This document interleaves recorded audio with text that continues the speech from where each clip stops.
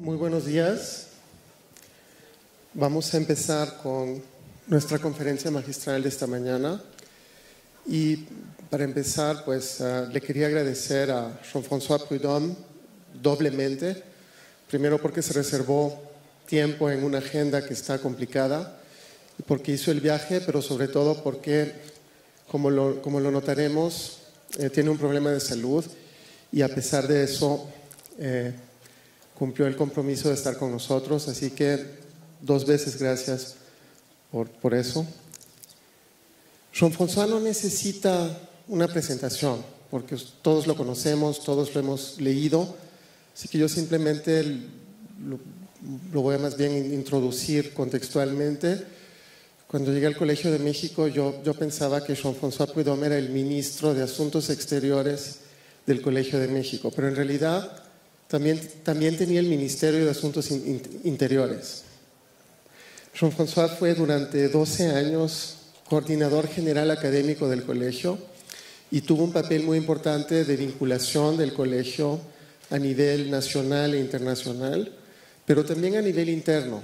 Y entre las obras, por ejemplo, que yo los quería invitar a revisar, está, por ejemplo, un gran proyecto que coordinó junto con Manuel Ordorica, que desembocó en 16 volúmenes de un proyecto que se llama Los Grandes Problemas de México, que está en la página web del colegio y que está conformado por más de 200 contribuciones de más de 200 expertos que Jean-François y Manuel Ordorica convocaron y trabajamos como 2 años en eso y da una muy buena perspectiva general de los retos que enfrentamos en México, aunque ya no es de ayer porque apareció en 2011.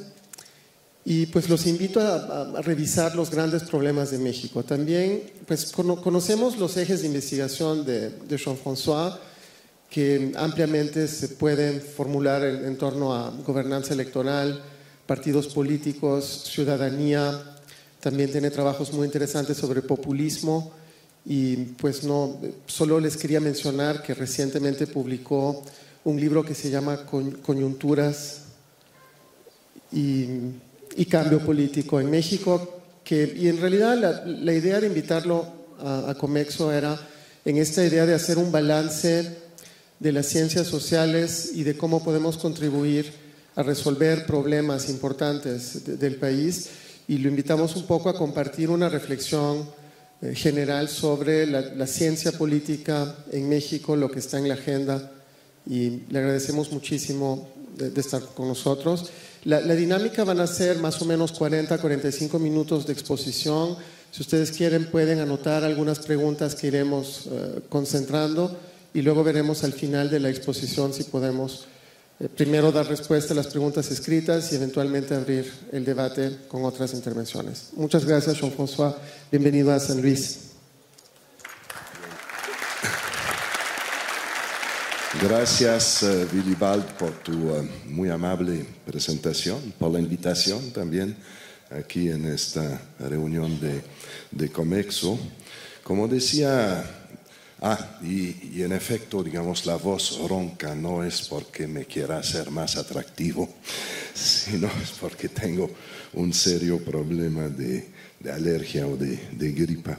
Bien, entonces, como lo decía Willibald, la intención de esta conferencia, y son unas reflexiones que he compartido con distintos públicos, es ver un poco cómo se consolidó la ciencia política en México y cuáles son las grandes preguntas y los grandes retos del momento en esta disciplina. Bien, voy a empezar por hacer dos cosas. Uno, voy a fijar antecedentes sobre lo que yo concibo como las dimensiones importantes de la historia, para hacer la historia de las disciplinas científicas, sobre todo en ciencias sociales. Luego hablaré muy brevemente del proceso de autonomización y de consolidación de la ciencia política en México, para finalmente hacer referencia a grandes preguntas del momento en torno al rumbo que tiene que seguir el desarrollo de la disciplina. Entonces, como decía, digamos, el primer elemento tiene que ver con cómo abordar la historia de las disciplinas científicas. En el caso de las ciencias sociales y humanas, a las cuales pertenece sin lugar a duda la ciencia política, me parece a mí importante tomar en consideración dos dimensiones asociadas al proceso de legitimación de las ciencias, proceso de legitimación como actividad científica.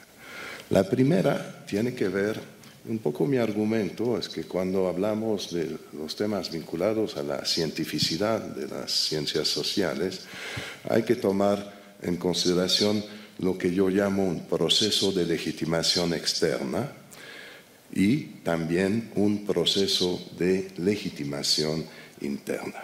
La primera, la externa, se relaciona con el contexto en el cual se ejerce la actividad científica.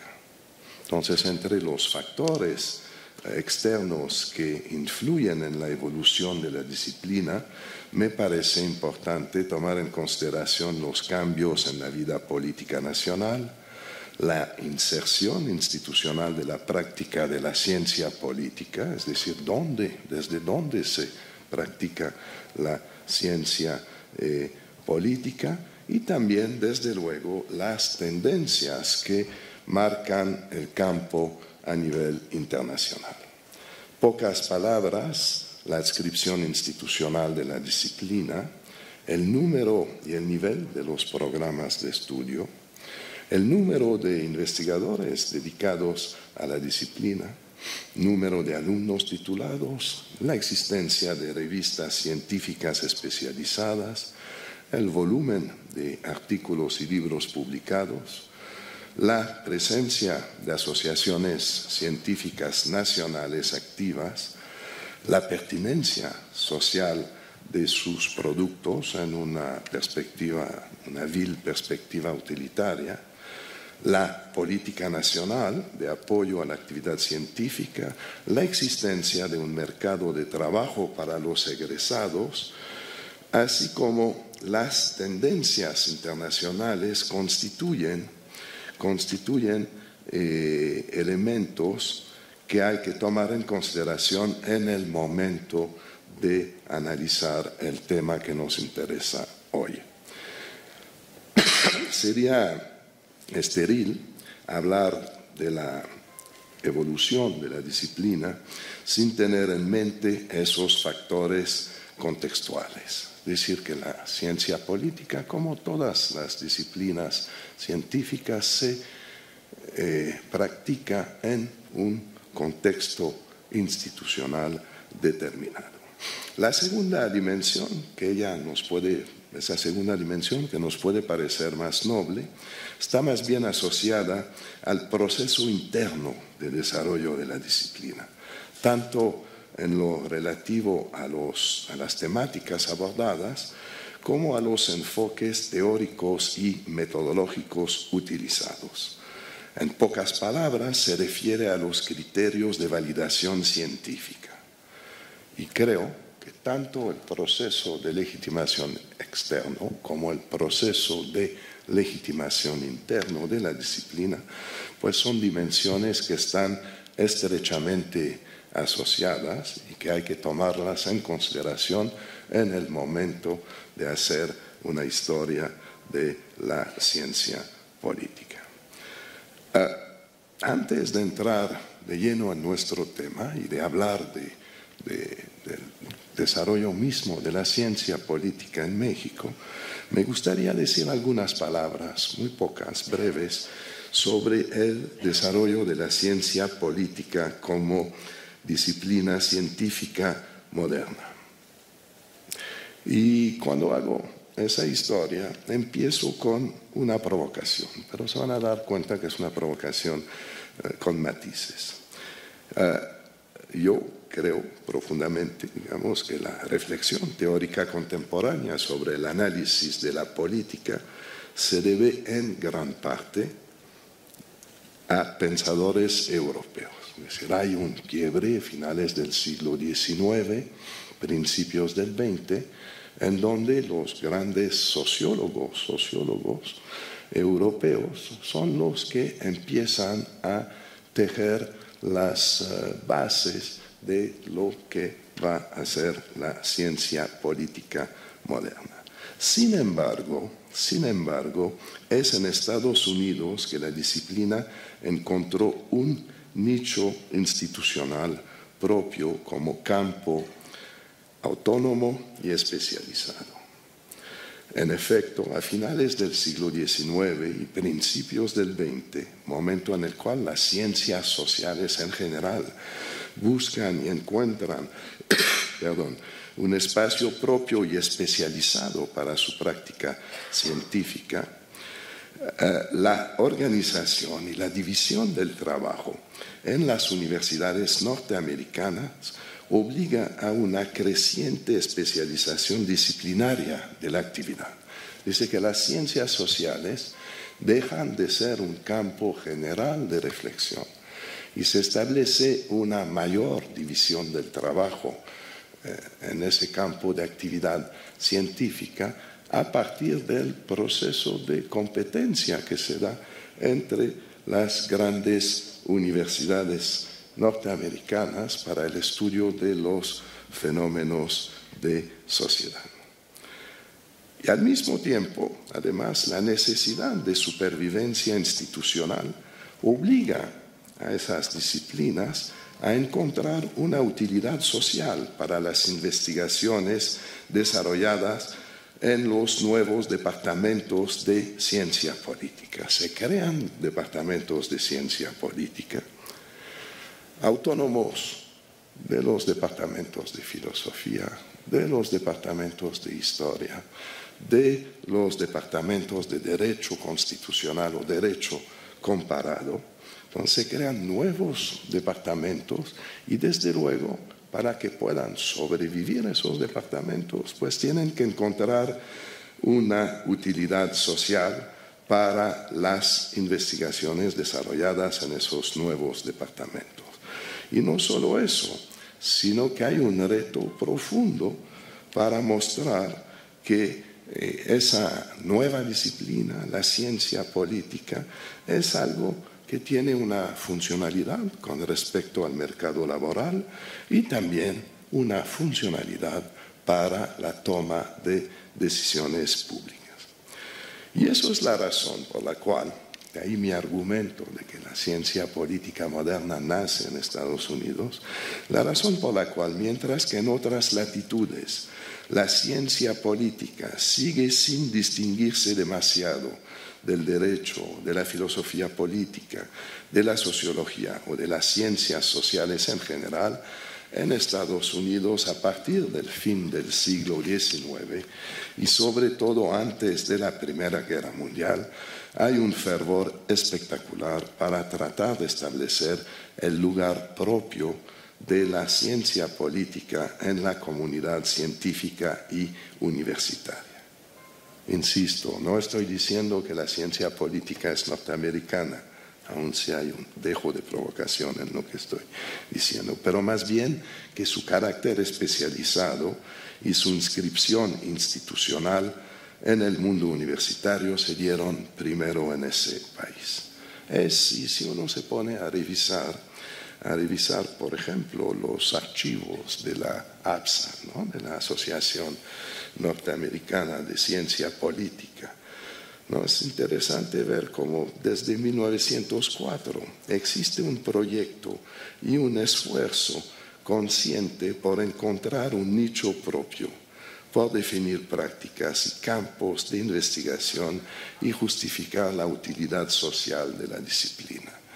Es un poco esa idea, que es una obsesión, y es una obsesión que va a marcar la ciencia política norteamericana durante la primera mitad del siglo XX. Es decir, mostrar que uno, con respecto a otras disciplinas, tiene un objeto de análisis propio.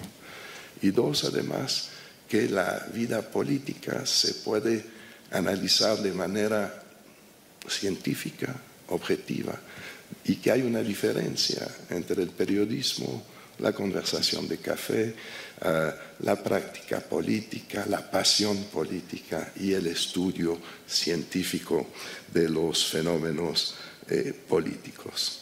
Hay un discurso famoso de James Bryce que, pronunciado en el segundo Congreso de la Asociación Norteamericana de Ciencia Política, 1908, y Bryce fue el segundo presidente de APSA.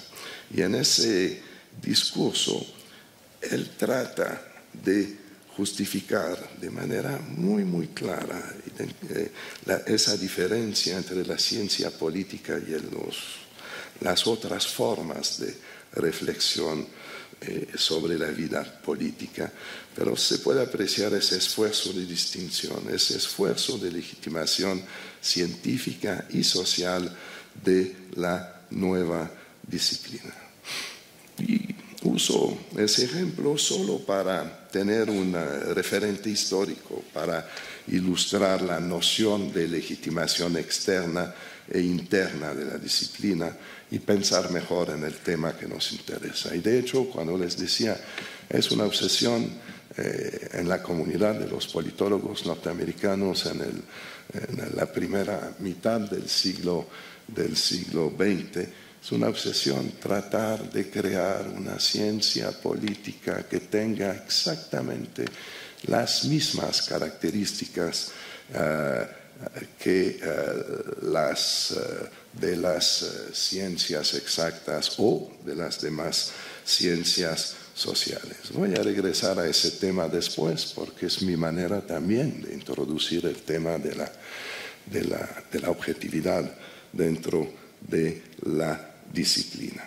Y todo ese ejemplo además es muy interesante porque nos permite ver, cuando seguimos ese desarrollo de la ciencia política en Estados Unidos, nos permite ver que hay ciclos en donde de repente hay paradigmas dominantes que logran imponer sus premisas a la gran mayoría, digamos, de los practicantes de la disciplina, y hay momentos en que de repente se rompen esos casi consensos y vemos el surgimiento de distintos paradigmas en competencia. Y lo menciono porque yo creo que es un elemento muy importante para entender lo que está pasando ahora en la ciencia política norteamericana, o en las tendencias dominantes, y creo que hay argumentos para decir que es un fenómeno pasajero, pero vamos a regresar a eso después.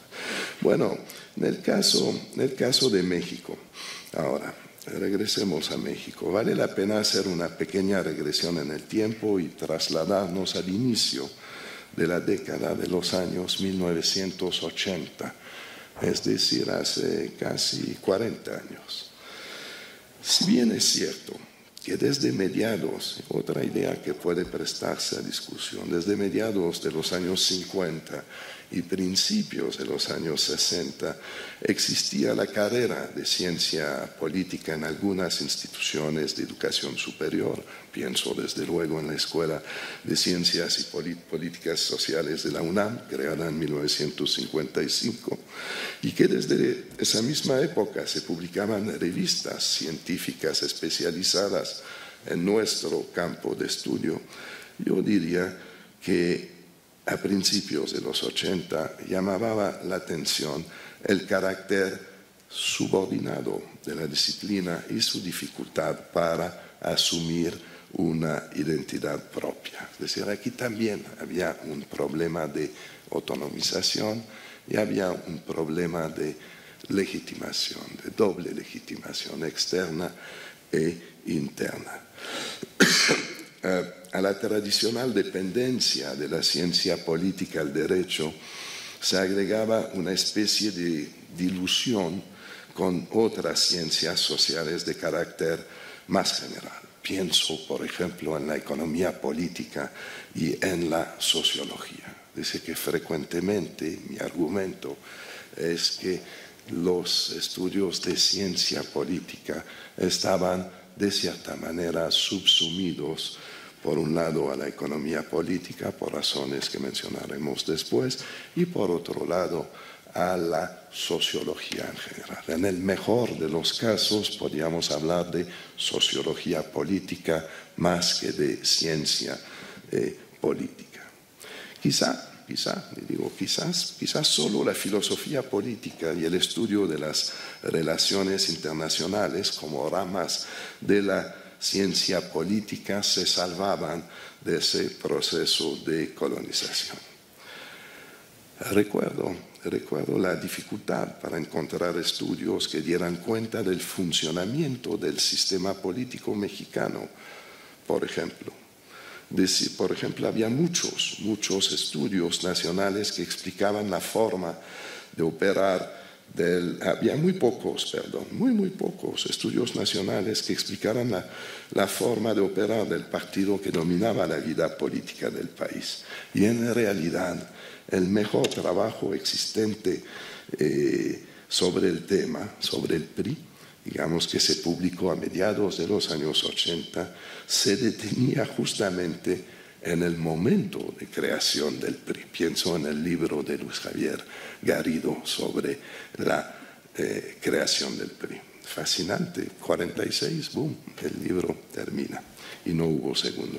Recuerdo también un texto que a mí me parece fantástico, que es el prólogo del magnífico libro La democracia en México de Pablo González Casanova, que refería por qué las categorías de la ciencia política occidental, entre comillas, no lograban dar cuenta de la realidad nacional y cómo había que buscar esa explicación, la explicación de la vida política en México, en las categorías más amplias de la sociología.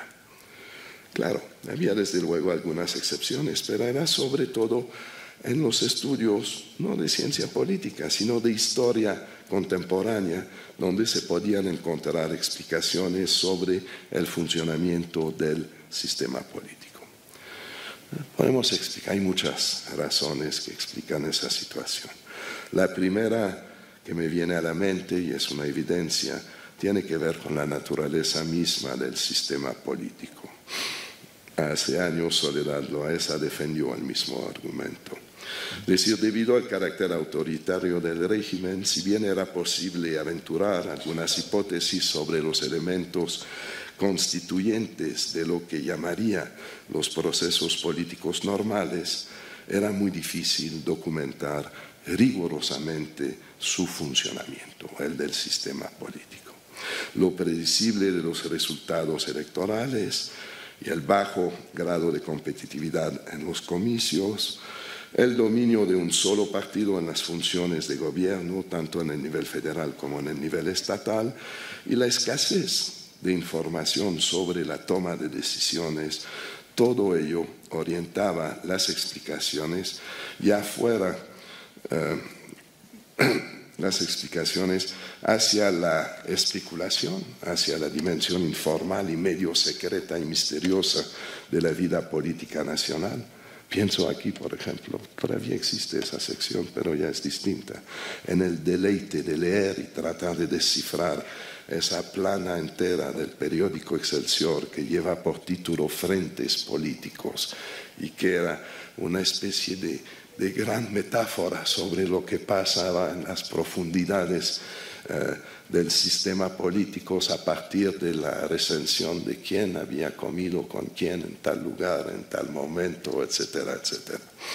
O bien también, entonces, por un lado, digamos, existía esa cosa, ese arte del comentario, la crónica, el comentario político, periodístico, o bien también hacia los megarelatos, en donde participaban grandes actores sociales, ¿no? Por ejemplo, las clases. Y esos actores sociales estaban dotados de una misión histórica.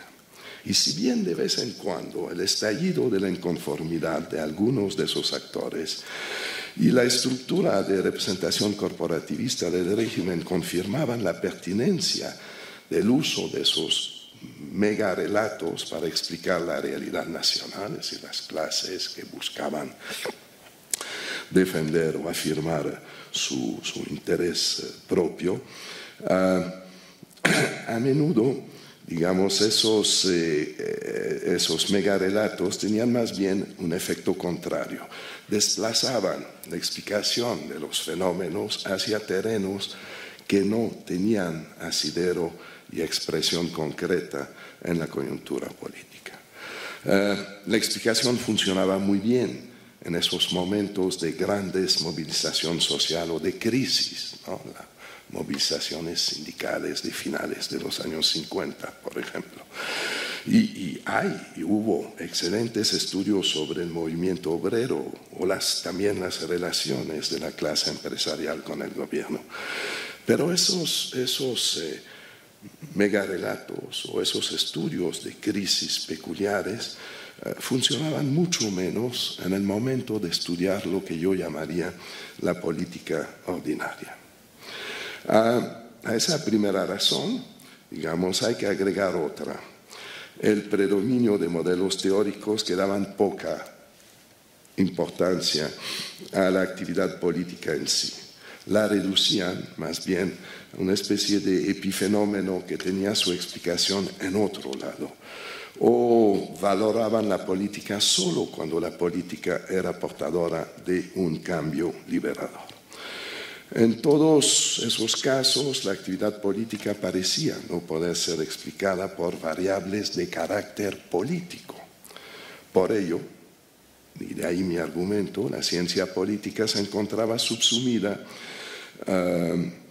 a la economía política, sobre todo, desde luego, en los enfoques teóricos marxistas, o a una sociología latinoamericana extraordinaria que promovía modelos más amplios de explicación en donde predominaban factores de carácter social vinculados a la problemática del desarrollo. Y desde luego que hago referencia a toda esa rica tradición de la escuela estructuralista o de la dependencia latinoamericana, pero en donde los fenómenos políticos siempre eran la expresión de fenómenos más amplios que se daban o en la economía o en las relaciones sociales. Además, y es algo importante también y que no es característico, que hace que el fenómeno no era característico solo de México, en esa época el subcontinente estaba ampliamente dominado por regímenes autoritarios que se apoyaban justamente, como decía Norbert Lechner en su momento, que se apoyaban en la negación de la política. De ahí que fuera explicable que por esas razones los procesos políticos pues estuvieran encerrados en una especie de caja negra.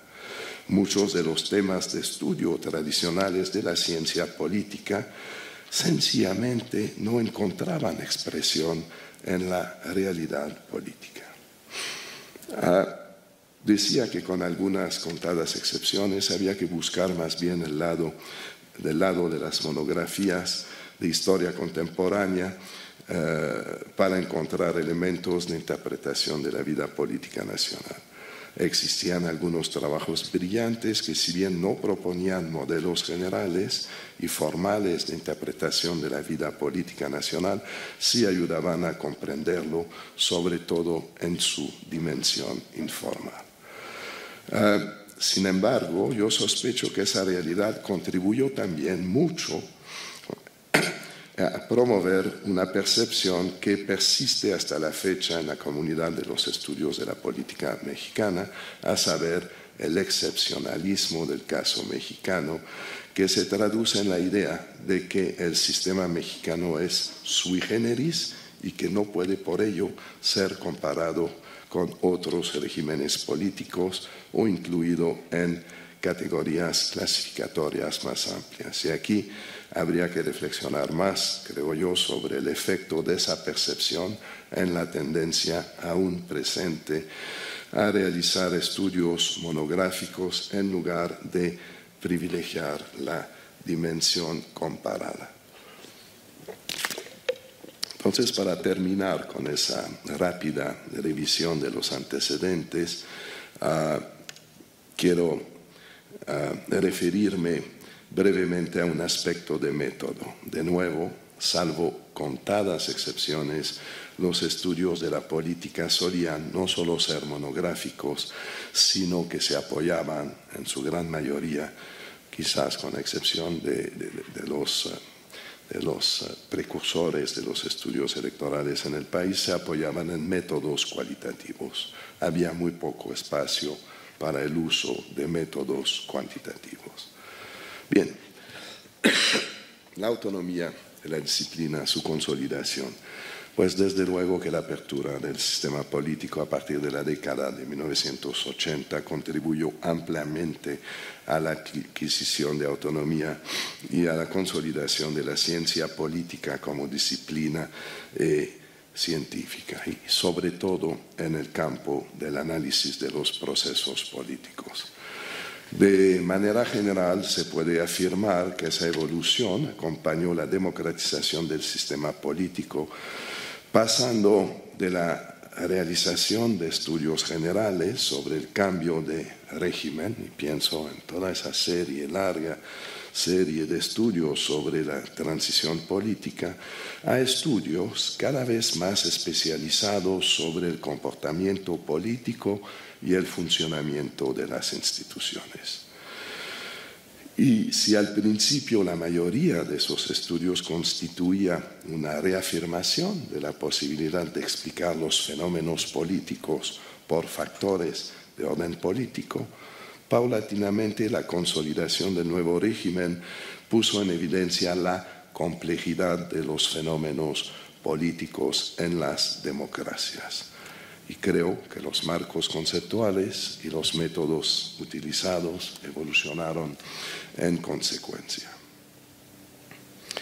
Bien, aquí hay dos observaciones que se imponen sobre la relación entre la apertura del sistema político y la consolidación de la ciencia política como disciplina autónoma. Primero,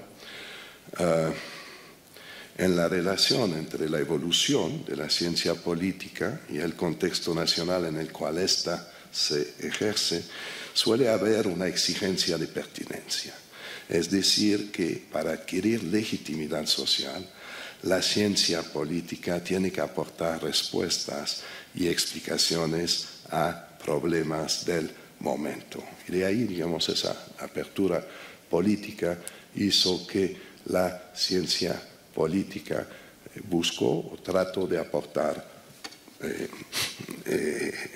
explicaciones a los procesos de democratización.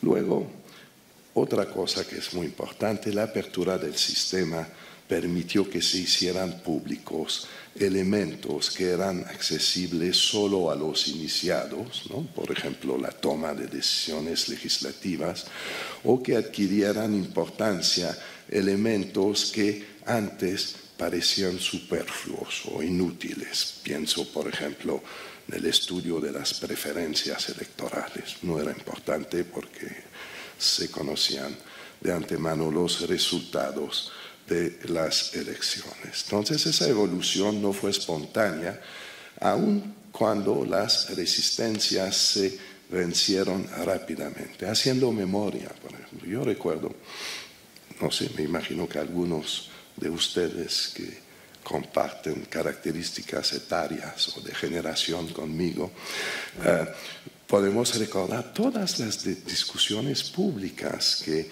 se dieron entre 1989 y 1991 acerca del uso de las encuestas de opinión como instrumento para estudiar el comportamiento electoral. Hoy en la mañana veía en Foro TV una discusión, digamos, con encuestólogos sobre el papel de las encuestas, etcétera, etcétera. Hoy, por lo tanto, parece normal utilizar ese instrumento metodológico para explicar el comportamiento electoral. No da seguridad o certeza en cuanto a sus hallazgos, pero es algo que parece normal. Sin embargo, hace apenas o hace menos de 30 años, para muchos la pregunta era saber si se podía utilizar la técnica de las encuestas para explicar el comportamiento del votante mexicano. En pocas palabras, el debate, y bueno, para los interesados los invito a regresar a las páginas de la jornada entre 1989 y 1991. Para muchos la pregunta era saber si se podía usar la técnica de las encuestas para explicar el comportamiento del votante mexicano. En pocas palabras, saber si el votante mexicano era encuestable. Y cuando pensamos en eso no podemos sino darnos cuenta que el camino recorrido desde esa época es impresionante. Bien, entonces mi argumento es que el proceso de cambio político permitió la aparición de una serie de nuevas preocupaciones y temas que favorecieron la consolidación autónoma de la ciencia política como disciplina científica. Pero no solo eso, la apertura permitió también que se volviera del dominio público relevante una información que pertenecía antes solamente al universo cerrado de la política reservada a los iniciados. Es decir, que no solo se afirmó la convicción de que la política se podía explicar por sí misma, sino que se volvió disponible la información que permitía o que permite la práctica de la disciplina que pretende estudiarla de manera científica. Si sigo al argumento de un artículo de Loaesa que mencioné al inicio de mi presentación, los temas estudiados reflejan la realidad política del momento. Así, poco a poco, los temas relativos a la democratización del régimen político, a la competencia y al comportamiento electoral, al sistema de partidos y a las organizaciones partidistas, a la sociedad civil, a la participación política, al federalismo y a la vida política local, y a las reformas económicas y sociales abordadas desde el estudio de las políticas públicas. Todos esos temas pasaron a formar parte de esa nueva ciencia política. Según Rivera y Salazar Elena, en un estudio del contenido publicado ya hace tiempo, 2011, según esos autores que estudiaron el contenido de 3 revistas de ciencia política, bueno, y una cuyo título no es de ciencia política, pero que sí, en el fondo, gran parte de su contenido lo es, que son Política y Gobierno del CIDE, Foro Internacional del Centro de Estudios Internacionales del Colegio de México, y la Revista Mexicana de Sociología del Instituto de Investigaciones Sociales. La pertinencia de la ciencia política nacional, es su relevancia para los grandes debates del momento, puede ser apreciada desde los ciclos de temas dominantes en el contenido de dichas publicaciones. 1990-95, políticas económicas, sociales y laborales. 96-2001, relaciones entre poderes y dinámicas del régimen político. 2002, 2007, partidos y elecciones, 2008, yo lo agrego yo, 2015, un regreso a políticas económicas, sociales y laborales. Y si bien es difícil hablar de ciencias nacionales, dado el carácter universal de la actividad científica, es cierto que para legitimar su práctica, como lo decía al principio, las ciencias sociales tienen que ser pertinentes, es decir, que tienen que contribuir a la explicación de los problemas del momento y a veces ayudar directa o indirectamente a aportar soluciones. Les hablaba al principio de la historia de los altibajos y los ciclos en la ciencia política norteamericana. Cuando doy en licenciatura un curso de introducción a la ciencia política para estudiantes de primer año de licenciatura, suelo dedicar una sesión al behaviorismo, en la que, y no por convicción profunda en torno a las premisas de ese enfoque o de esa corriente de análisis, pero los invito a leer el manifiesto inicial de David Easton sobre la necesidad de construir una ciencia política pura, ¿no? The Political System, que fue publicado en 1953. Y luego les hago leer el discurso de despedida del mismo David Easton, donde siendo presidente de APSA en 1969, en el momento en que los campus de las universidades norteamericanas estaban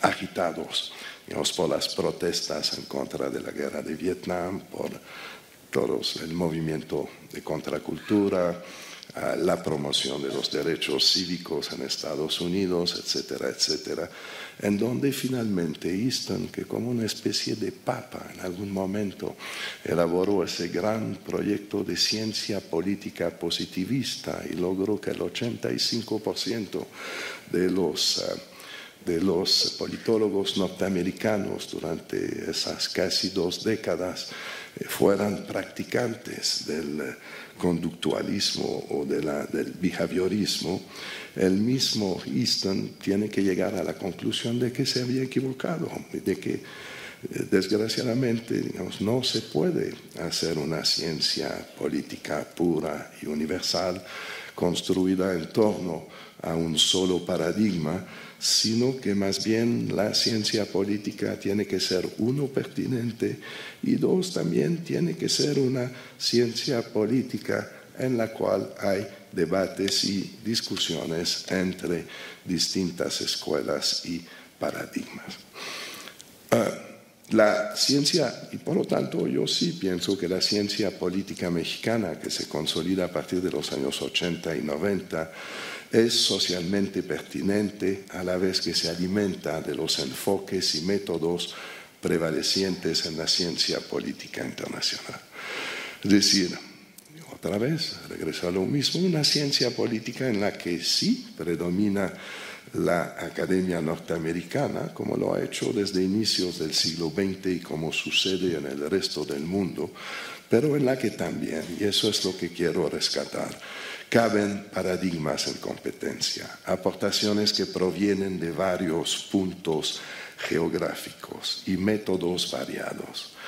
Y si bien tal vez no sea una ciencia política que contribuye al avance de la gran teoría, en caso de que se considere que existe tal gran teoría en la ciencia política, es una ciencia política que está bien informada de los grandes debates teóricos del momento y de los avances metodológicos. Y esto no solo porque jóvenes politólogos se forman en el extranjero con profesores extranjeros, sino también porque la bibliografía contemporánea en la ciencia política, la bibliografía de punta, es accesible y se lee. De hecho, además, siempre ha existido ese vínculo con la ciencia política norteamericana. Y no estoy haciendo publicidad para esa ciencia política norteamericana. Y eso ha existido, aunque fuera a través de los estudios emblemáticos publicados por colegas norteamericanos sobre México, en los años 30, 40, 50 y 60. Pienso, por ejemplo, en la influencia de los trabajos de Brandenburg, de Scott, de Hansen, de Paget, entre muchos otros, para hablar justamente de los años 40, 50 y 60 del siglo pasado. Bien, voy a avanzar un poquito más rápido. Lo que sí, en el estudio de Rivera y Salazar Elena, de las tres revistas que tomaron para su muestra o muestreo de artículos de ciencia política mexicana, los autores nos dicen que, bueno, que esa ciencia política, sin embargo, es quizás demasiado descriptiva, demasiado monográfica y demasiado cualitativa, y que sus investigaciones causales privilegian la generación inductiva de teorías e hipótesis. Es decir, que si bien se utilizan cada vez más modelos teóricos basados en explicación causal, con pruebas empíricas de carácter cuantitativo y con el uso de métodos comparados, la disciplina dista mucho de ser un calco de la ciencia política norteamericana, y a mí me parece muy bien. La mayoría de los artículos incorporados al banco de datos de esos autores son descripciones no comparadas o investigaciones sin evidencia empírica o sin un marco geográfico de aplicación. Y esa tendencia es una tendencia, si consultamos los números, digamos, es una tendencia que parece mantenerse. Dice que eso contribuye a caracterizar la ciencia política mexicana. ¿Está bien o está mal? ¿Contribuye o no al desarrollo de la ciencia política universal? Pues yo creo que son preguntas. En este caso, los autores se hacen esas preguntas abogando a favor de una ciencia política más causal, con un universo significativo de casos nacionales, con el uso de metodologías duras, apoyadas en herramientas cuantitativas y con mayores aportes a la ciencia política universal.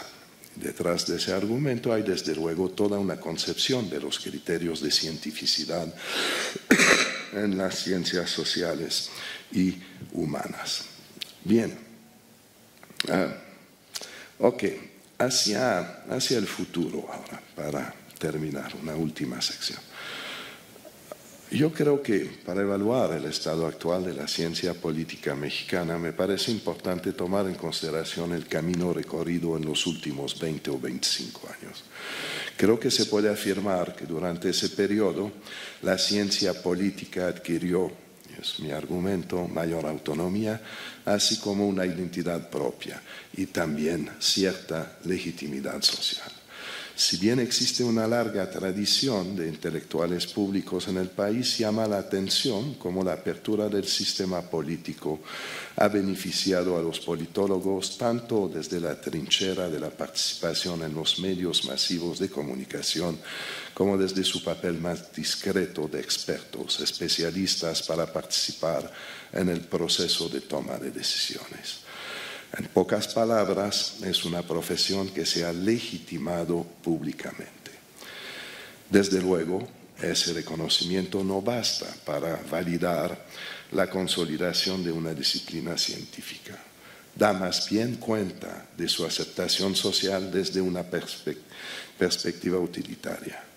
Hay otros indicadores externos de esa consolidación. Por ejemplo, en la actualidad se publican más de 20 revistas científicas que se reclaman de la ciencia política, si confiamos en el registro de revistas científicas del CONACYT. Y eso ya hace tiempo, en 2005 había alrededor de 45 programas de licenciatura en ciencias políticas en el país. Y hay, y aquí también, por lo menos en parte de las actividades de Comexo, hay en la actualidad por lo menos 4 o 5 asociaciones profesionales consolidadas dedicadas a la ciencia política, AMEI, AMESIP, SOME, etcétera, etcétera. Pero otra vez, esos indicadores son indicadores que dan cuenta más bien de la inserción social de la disciplina que de su consolidación científica. En el campo de la consolidación científica, me parece que el camino recorrido ha sido muy largo en los últimos 20 o 25 años, y no solamente en referencia en lo que llamaría la capacidad de explicar la política desde categorías políticas, sino también en cuanto al uso de enfoques y métodos que permiten entender y explicar mejor los fenómenos estudiados. Pienso, por ejemplo, en las discusiones en cuanto al método en el estudio de las percepciones y del comportamiento político. Estamos muy lejos de aquellas discusiones bizantinas de principios de la década de los 90 que giraban en torno a la posibilidad o no de aplicar encuestas para conocer las preferencias del votante mexicano. Y lo mismo se podría decir de los estudios electorales que se han especializado y profesionalizado de manera notable. Y podría seguir enumerando los avances en varios subcampos de la disciplina, como por ejemplo el estudio de las políticas públicas. Pero si bien esto es cierto, yo tiendo a estar de acuerdo con José Antonio Aguilar Rivera del CIDE, cuando en un ensayo que publicó en Nexos hace ya casi 10 años, que se llamaba El archipiélago y el incendio, él decía que, bueno, al mismo tiempo hay que reconocer que el campo de la práctica de la ciencia política nacional es desigual y heteróclito. Existe una brecha todavía muy grande en el seno de la comunidad científica entre instituciones en cuanto a las condiciones de práctica de la disciplina. Es una situación que refleja una realidad más amplia de la investigación científica en el país, y que, si bien ha sido atendida en años recientes, todavía representa un reto para la comunidad y las autoridades científicas. No se puede hablar en abstracto del desarrollo de la ciencia política o de cualquier otra disciplina científica sin considerar ese aspecto. Y ahí también hay otras cosas, y son las cosas que para mí tienen que ser debatidas. Hay preguntas de carácter más generales a las cuales no tengo respuestas claras. Uno, la excepcionalidad, esa famosa excepcionalidad del sistema político mexicano y, por tanto, de los enfoques para analizar ese sistema político. ¿Debemos seguir pensando en explicar una realidad única y excepcional, o debemos buscar aportar en la medida de lo posible nuestro grano de sal a la evolución de una, y perdón por mi juicio de valor, pretendida ciencia política universal, aun si no compartimos esa visión dominante? La pertinencia. Debemos tratar de reflexionar sobre problemas nacionales pertinentes y, desde luego, en una perspectiva laxa y no de dependencia utilitaria, o debemos responder a una agenda de investigación universal. El método. Debemos privilegiar la elaboración de modelos cuantitativamente significativos o brillantes monografías descriptivas.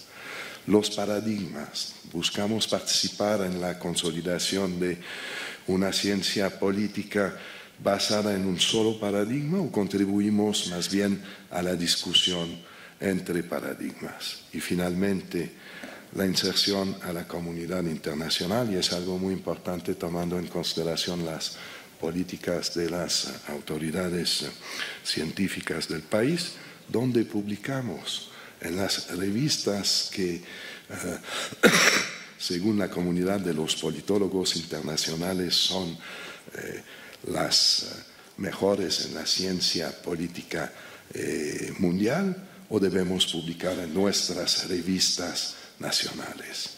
Otra pregunta también importante, ¿en qué idioma debemos de publicar los resultados de nuestras investigaciones?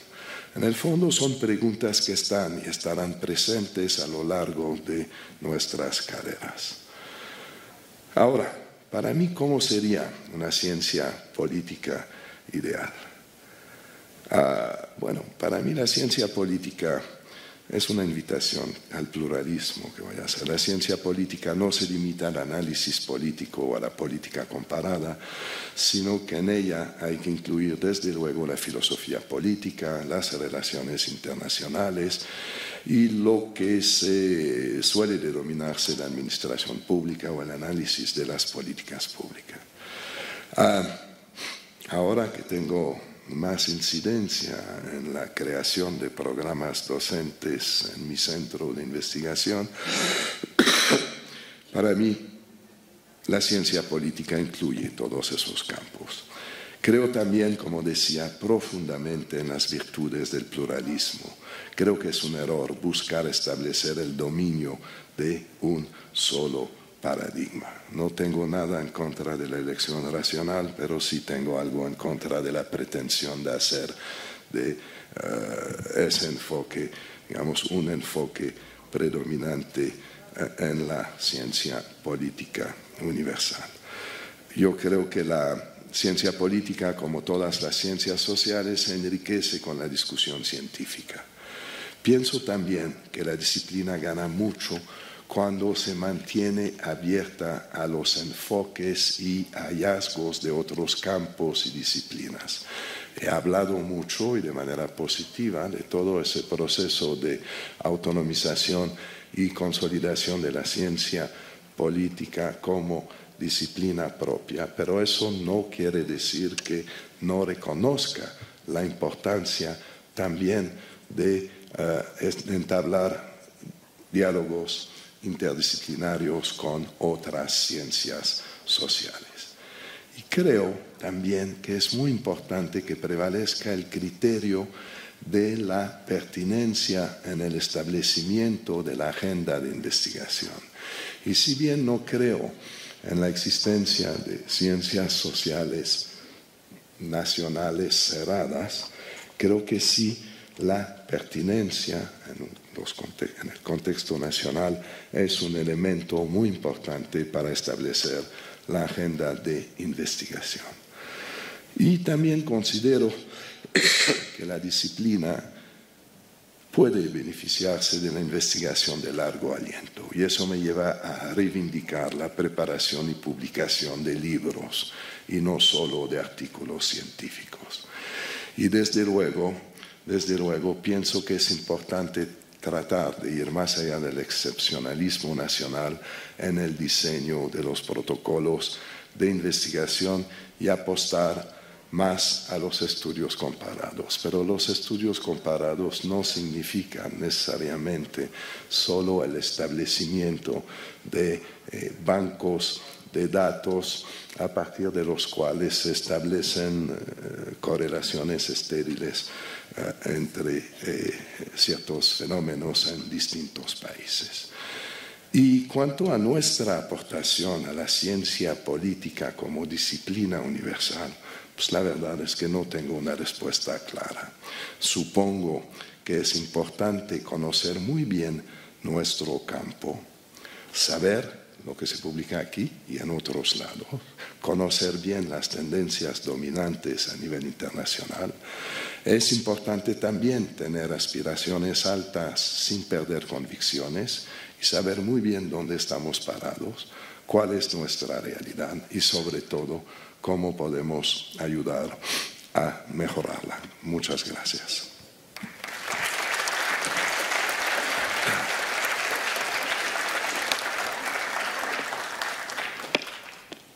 Muchas gracias. Para romper el hielo y mientras circulan los colegas para recoger algunas preguntas por escrito y luego por oral, me voy a permitir hacer unos muy breves comentarios para lanzar el debate. Nos quedan 20 minutos, bueno, 15 minutos para preguntas y respuestas. Para empezar, agradecer a Jean-François por esta síntesis y por este viaje de 118 años de una disciplina con una perspectiva mundial, internacional y mexicana. Es muy difícil hablar de la ciencia política y decir algo relevante y pertinente, y creo que hemos escuchado algo muy relevante y muy pertinente para entender el desarrollo de la disciplina en México dentro de ese contexto histórico internacional. Y además también destacar que Jean-François Prudhomme no solo es un politólogo que produce como politólogo, sino que también, como bien lo dijo, está implicado, es un poco responsable y culpable del desarrollo de la disciplina, porque tanto como coordinador académico como ahora como director del Centro de Estudios Internacionales del Colegio de México, pues tiene incidencia y responsabilidad en cómo se plantean los programas de estudio y en cómo institucionalizamos concretamente la ciencia política. Yo solo quería tomar una provocación y la retomo porque además de, hasta donde recuerdo, Jean-François hizo su doctorado en York, en Toronto, pero coincidimos con un desfase enorme en Sciences Po Paris, y los franceses tienen la idea de que hay una escuela francesa de ciencia política. Quienes estudiamos en Francia tenemos una fuerte intuición que no es falso, pero también hay una escuela británica, hay una escuela italiana, hay una escuela española, hay una escuela alemana, hay una escuela japonesa, hay una escuela que yo tampoco, para ser francos, pero lo que veo es que hay un problema de pluralidad. Hablamos de ciencia política, pero pudiéramos hablar de ciencias políticas, porque no estamos de acuerdo en la definición mismo de lo que sería el campo de la ciencia política, y tiene un muy fuerte sesgo nacional esa definición. Pero también, creo yo, lo que olvidamos es que lo que nació en Estados Unidos no es estadounidense, sino que si uno revisa los autores norteamericanos, ellos publicaron y produjeron ahí, pero muchos de ellos se formaron en Europa, en Asia, en África y hasta en América Latina. En realidad, lo que pasó en Estados Unidos con el surgimiento de la ciencia empírica fue el rescate de una serie de migrantes que se habían formado fuera de Estados Unidos, y esa mezcla. Entonces, no sé si ya hay otras preguntas, pero creo que es muy útil. Y bueno, también preguntarle a Jean-François, hay un texto escrito que quisiéramos saber si ya tiene un lugar para ser publicado o si lo podemos proponer a algún lugar para publicarlo. La conferencia estará en la página web de Comexo, y también existe la posibilidad de publicarlo en algún espacio de Comexo si no tienes ya un espacio. ¿Tenemos preguntas? Si nos ayudan bueno, vamos a dejar el micrófono acá. Pueden pasar también a los 2 micrófonos que están enfrente para plantear sus preguntas orales.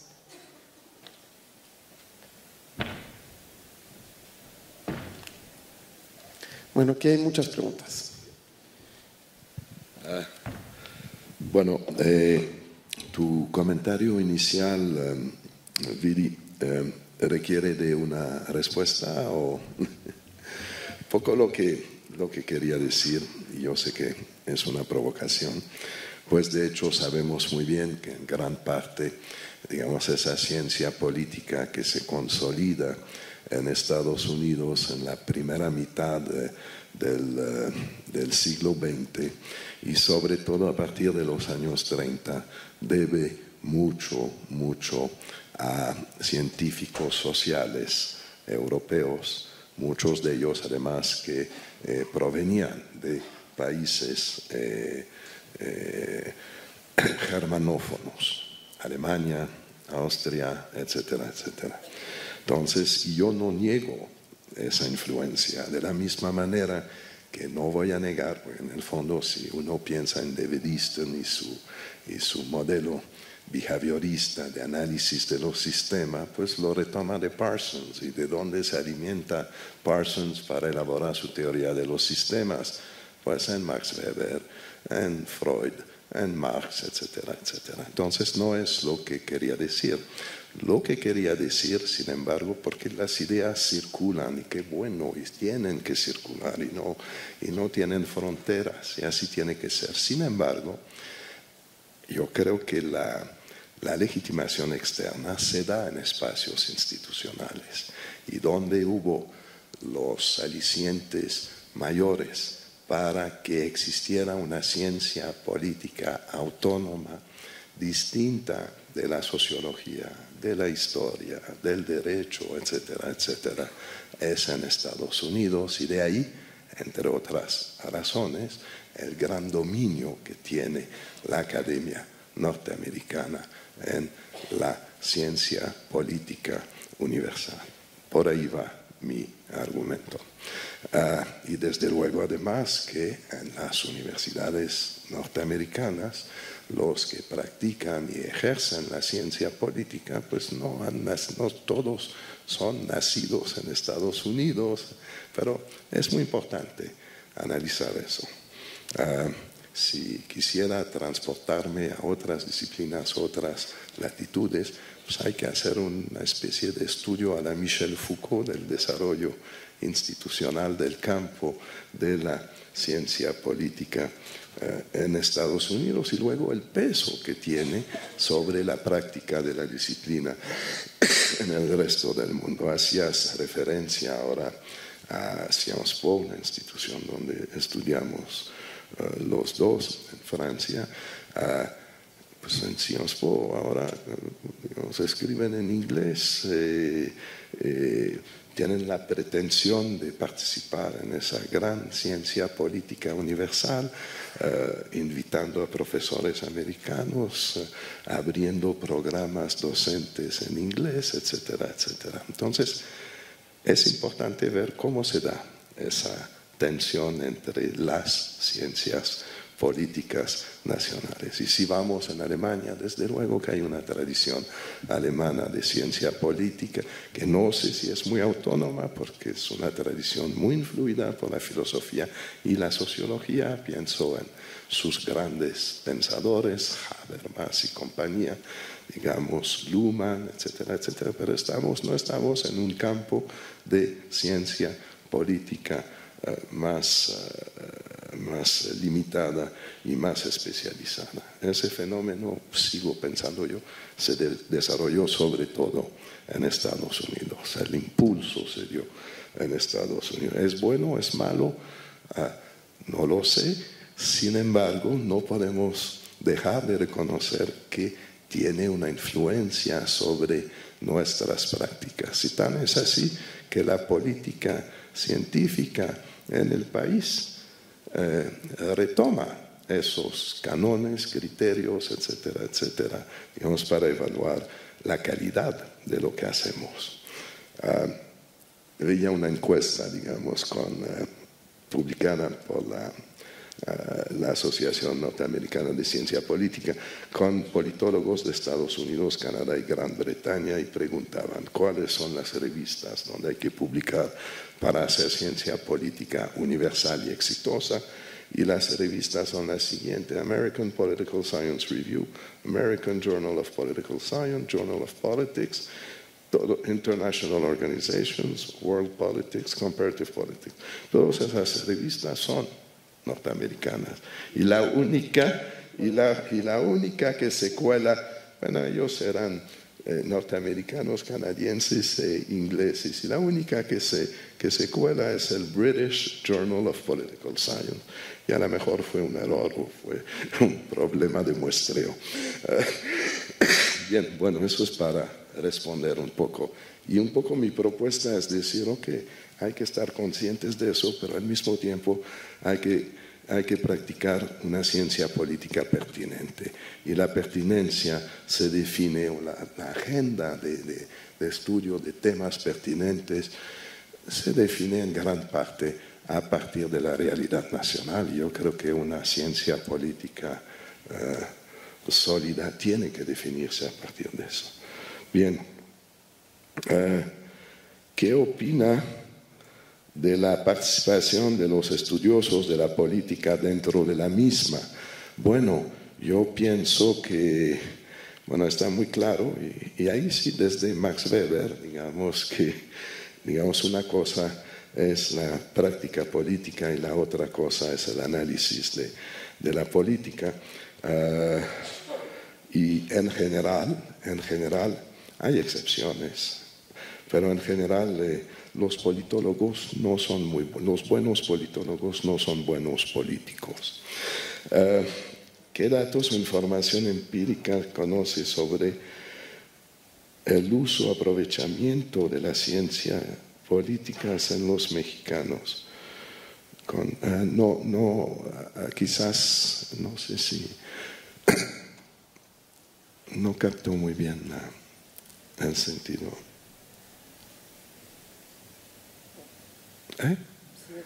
Sí, ok, podría comentar cuáles son los principales avances de la ciencia política en América Latina. Bueno, un poco mi argumento es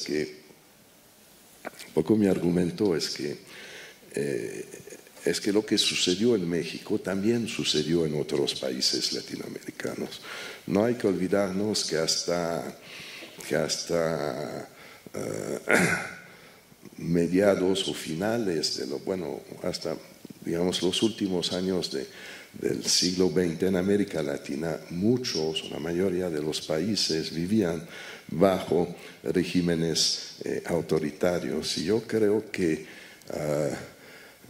de cierta manera esa situación hizo que, un poco como en México, había una serie de temas que son considerados como los temas clásicos de la ciencia política en otras latitudes, que no podían ser estudiados porque no había materia para estudiarlos. Pienso en la cuestión electoral, pienso en el estudio de los partidos políticos, de los sistemas de partidos, pienso también en todo lo que es el análisis de los procesos de decisiones públicas, porque o no había o eran procesos muy cerrados. Y yo creo que de cierta manera la evolución actual de la ciencia política en México, la cuestión de la autonomización, etcétera, etcétera, es algo que se puede aplicar al conjunto de los países latinoamericanos. De cierta manera hubo una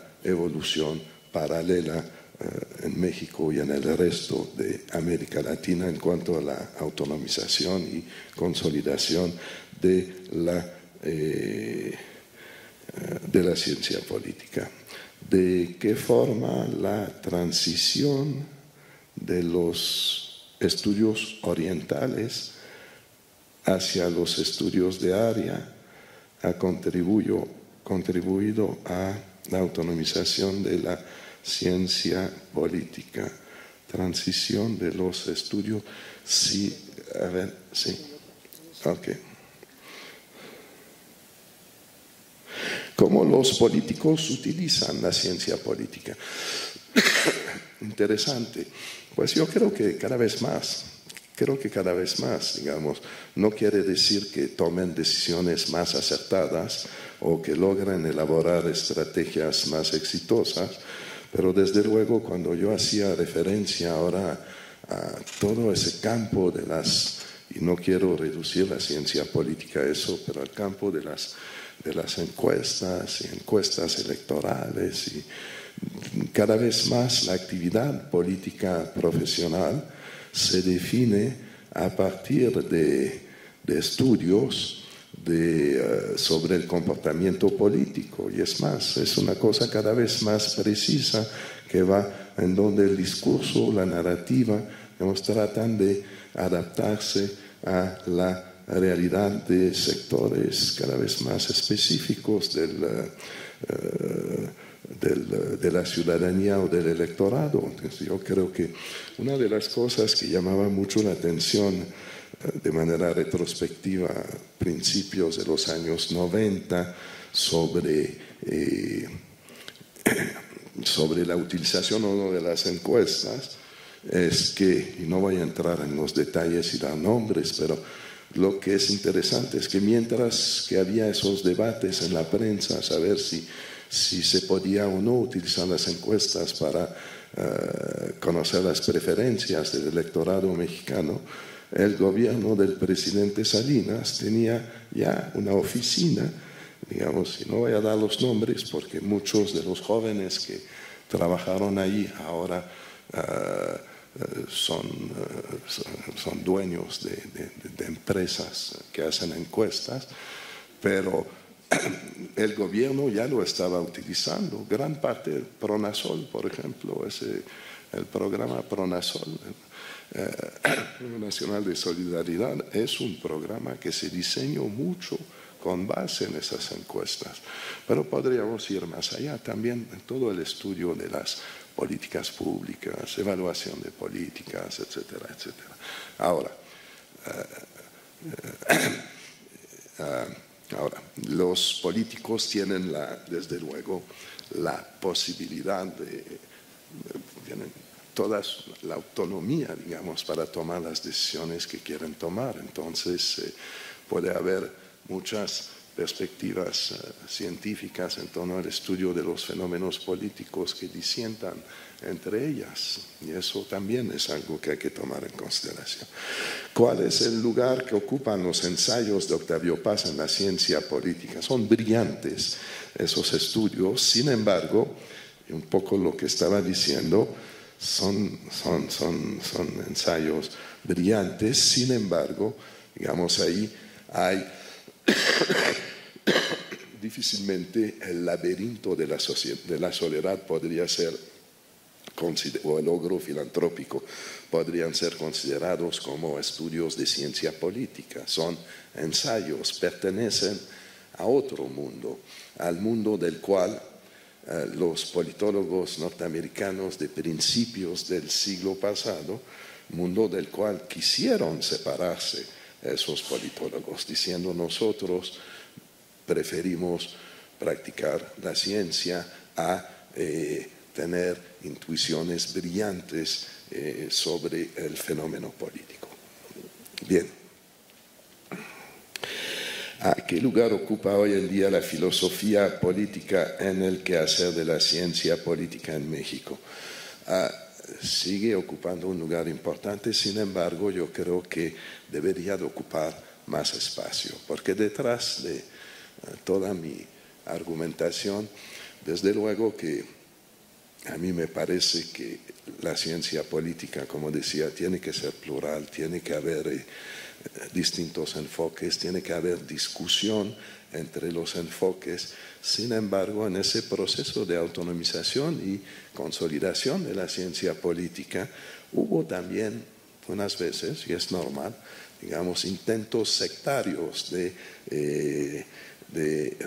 tratar de definición de lo que es la ciencia política correcta, dominante y todo esto. Por eso hice mi pequeña mención a la corriente de la elección racional que pasó a tener mucha influencia en Estados Unidos a partir de los años 1990 y que en ciertos sectores en México hubo la idea de que eso era la ciencia política del futuro.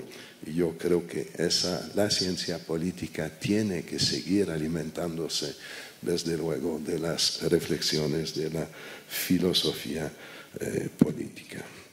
El fenómeno del autoritarismo quedó subrepresentado en el estudio de la ciencia política. Me falta la explicación en los problemas del autoritarismo a nivel subnacional en México. Gobernadores corruptos y con ejercicio abusivo del poder. Bueno, sí, no. En el fondo, uno de los temas, y qué bueno que lo pueda decir aquí en San Luis, uno de los temas o dos de los temas que se volvieron temas de interés en la ciencia política nacional a finales del siglo XX, y siguiendo en eso fenómenos que se daban a nivel nacional, son los temas del federalismo y de la política local. Y lo digo aquí en San Luis, yo recuerdo, digamos, a principios de los años 90, haber hecho un estudio comparado y estando aquí también en San Luis sobre el navismo y otros procesos de democratización. Ahí el tema es un poquito más complicado. Habría que hacer una especie de historia de la valoración positiva o negativa del federalismo en el proceso de democratización del país. ¿Por qué?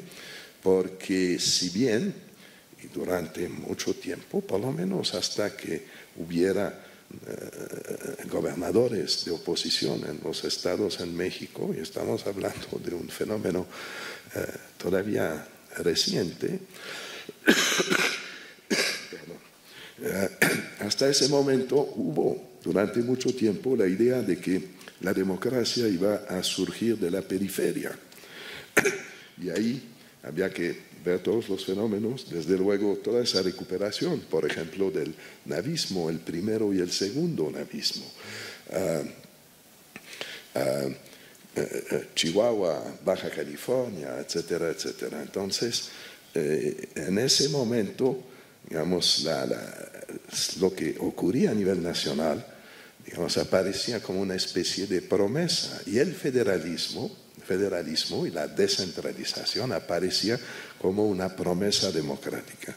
Sin embargo, y ahí hay una contradicción interesante, al mismo tiempo, desde luego que hubo, por un lado, mantenimiento de enclaves autoritarios en los cuales no hubo alternancia, y dos, hay que rehacer una historia del federalismo de la primera década del siglo XXI en México, porque de repente el surgimiento de esos nuevos hombres fuertes de la política mexicana, los gobernadores, se ha traducido en muchos casos en una especie de cierre de los espacios políticos y en la consolidación de territorios en los cuales la rendición de cuentas, es decir, algunos temas que eran temas debatidos a nivel nacional, iban perdiendo importancia o fuerza en esos dichos estados y en esos estados y por lo tanto lo que estamos viendo, ese fenómeno de los gobernadores corruptos, el ejercicio abusivo del poder, es un poco una manifestación de cómo esa promesa democratizadora de la descentralización de un federalismo dinámico tenía al mismo tiempo sus límites y sus y elementos de vulnerabilidad. Bien. Ya. Funciona como último. Ok, sí. Que es que la violencia y la narcopolítica. Bueno, uno lo que la primera reflexión que me viene a la mente tiene que ver con, bueno, la definición moderna que tenemos de Estado, y no me voy a referir a Max Weber, me voy a referir a Hobbes, y esa idea de que haya necesidad, digamos, que el orden social, político y todo, y aún si hacemos una interpretación progresista de Hobbes, digamos, esa necesidad de, más bien esa función primordial que tiene el Estado. Y yo creo que una de las funciones primordiales que tiene el Estado es la de garantizar y proveer, digamos, los derechos individuales a través de la instauración de un cierto orden. Entonces, la primera reflexión en torno a la violencia y la narcopolítica es que ponen ambos fenómenos ponen en cuestión la capacidad que tiene el Estado democrático de asumir esas funciones de mantenimiento del orden. Dos, digamos, violencia y narcopolítica, digamos, lo que estamos viendo ahora, lo estamos viendo en esta campaña electoral, es que hay muchas partes del territorio nacional en donde el Estado no tiene la capacidad de instaurar su dominio. Y no me refiero a soluciones autoritarias, digamos. En principio, un Estado democrático debería también poder establecer un cierto orden y defender garantías para sus ciudadanos. Y creo que finalmente, digamos, que en esas regiones y a nivel local, sobre todo, digamos, la violencia y la narcopolítica pues tienen un impacto desintegrador sobre el tejido social, la convivencia política, etcétera, etcétera. Con eso ya terminamos. Gracias. Bueno.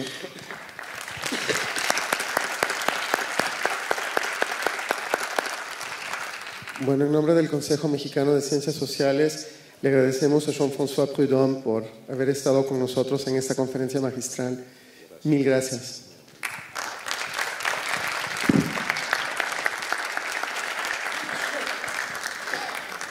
Y seguimos con las actividades. Gracias por participar en el espacio.